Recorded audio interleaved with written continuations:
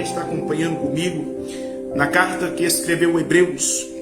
na carta de Hebreus, capítulo número 12,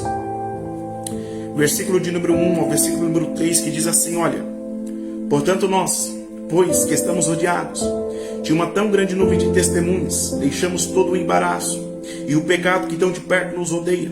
e corramos com paciência a carreira que nos está proposta, olhando para Jesus, autor e consumador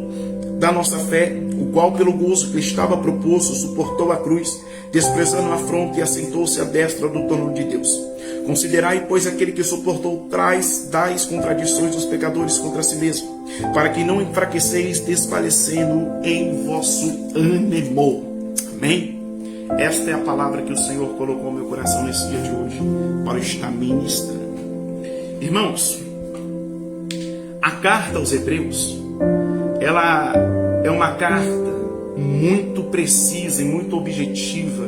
daquilo que o autor ele quer demonstrar aos irmãos.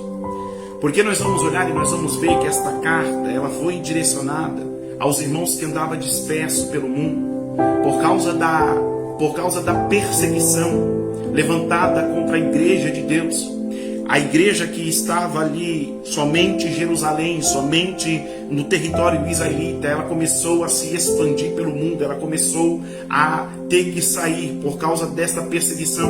Os irmãos estavam sendo perseguidos pelo Império Romano e pela religião judaica. O próprio judaísmo se opôs contra os seguidores de Cristo, e por causa dessa perseguição eles tiveram que sair do seu território e ir para outras terras. Só que quando o escritor ele vai escrever esta carta, os irmãos estão passando por um processo de uma luta muito grande,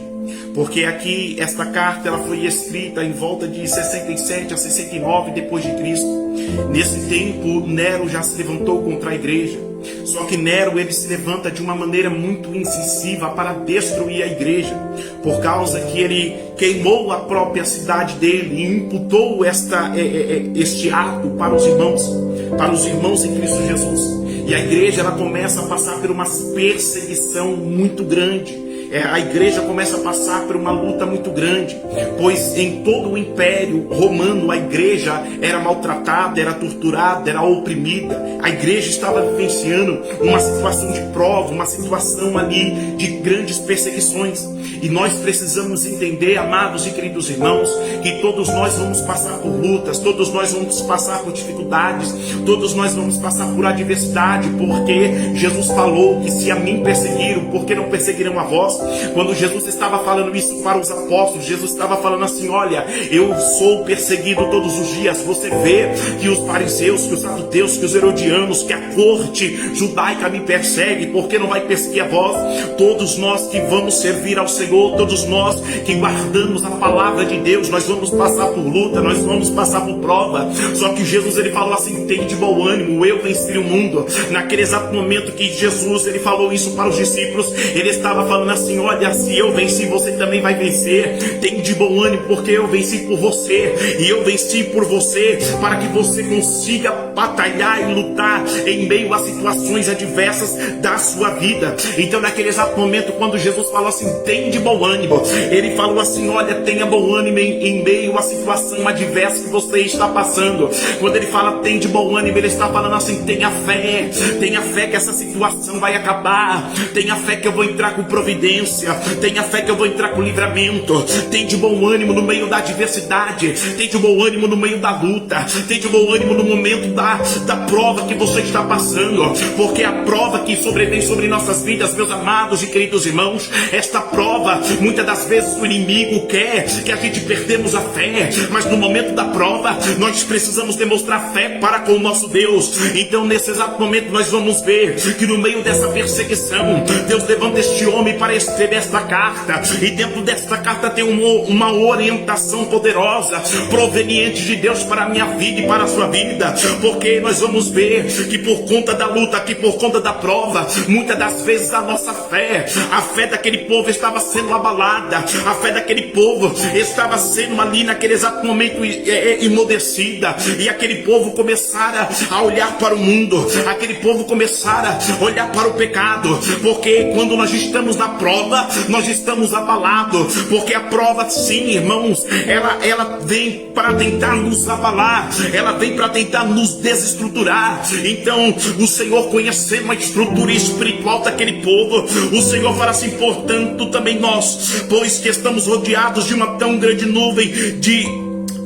uma grande nuvem de testemunhos, deixamos o embaraço e o pecado que tão de perto nos odeia. Naquele exato momento, o Senhor enxergando aquele cenário, o cenário de luta, o cenário de prova que aquele povo estava passando, a igreja estava passando, e o Senhor, conhecendo que o pecado, o embaraço estava tentando adentrar para parar aquela igreja, ele fala assim: olha, deixa o embaraço, deixa o pecado que tão de perto nos odeia. Então naquele exato momento ele estava falando assim: olha, esse momento que você está passando por esta luta, esse momento que você está passando pela prova, esse momento que você está passando pela adversidade, não olha para o pecado, porque o pecado está batendo na sua porta para tentar fazer você retrair da minha presença, para tentar impedir as bênçãos que eu tenho determinado para a sua vida, para tentar impedir que meu nome venha a ser glorificado sobre você. Então naquele exato momento ele orienta os irmãos e fala assim: olha, deixa o embaraço, esse embaraço que está na sua vida,